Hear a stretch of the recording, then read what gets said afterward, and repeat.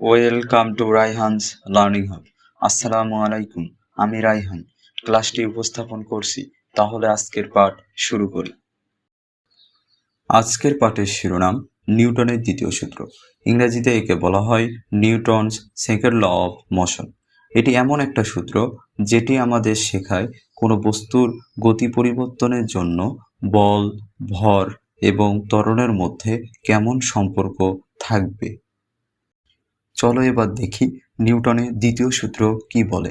কোনো বস্তুর উপর প্রয়োগকৃত বল বস্তুটির ভর এবং তার ত্বরণের গুণফলের সমান।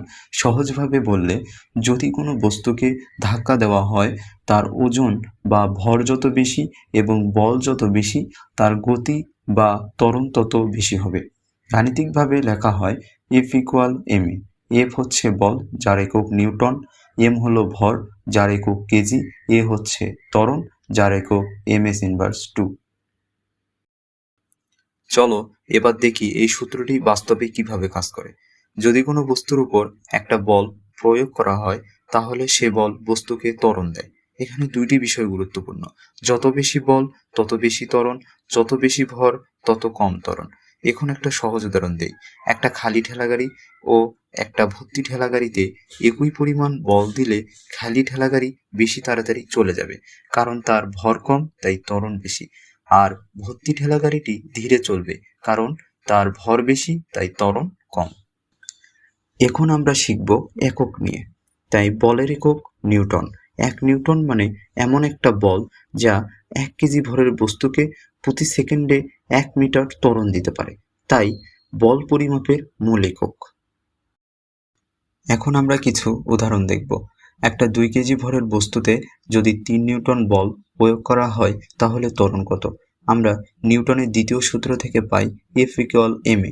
তাহলে ত্বরণ হবে 1.5 ms ইনভার্স 2। আর একটা উদাহরণ, একটা বস্তুর ভর 4 কেজি, যদি ত্বরণ হয় 2 ms ইনভার্স 2, তাহলে বল কত? এফ ইকুয়াল এম এ, তাহলে বল হবে 8 নিউটন। বাড়ির কাজ: 1.5 কেজি ভরের একটা বস্তুকে 10 নিউটন বল দিলে ত্বরণ কত? আর একটা বাড়ির কাজ: একটা বস্তুতে 6 ms ইনভার্স 2 ত্বরণ তৈরি করতে হলে 3 কেজি ভর বিশিষ্ট বস্তুতে কত বল প্রয়োগ করতে হবে?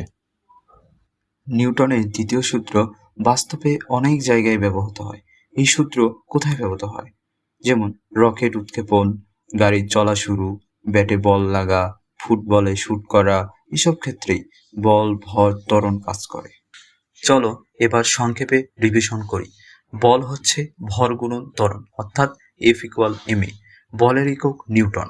বল ও ত্বরণ সরাসরি সম্পর্ক, বল ও ভর বিপরীত সম্পর্ক ত্বরণের ক্ষেত্রে।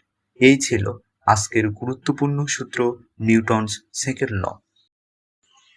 আজকে এ পর্যন্ত। ধন্যবাদ সবাইকে। পরবর্তী ক্লাস নিউটনের তৃতীয় সূত্র। চ্যানেলটি সাবস্ক্রাইব করুন। Raihan's learning hub.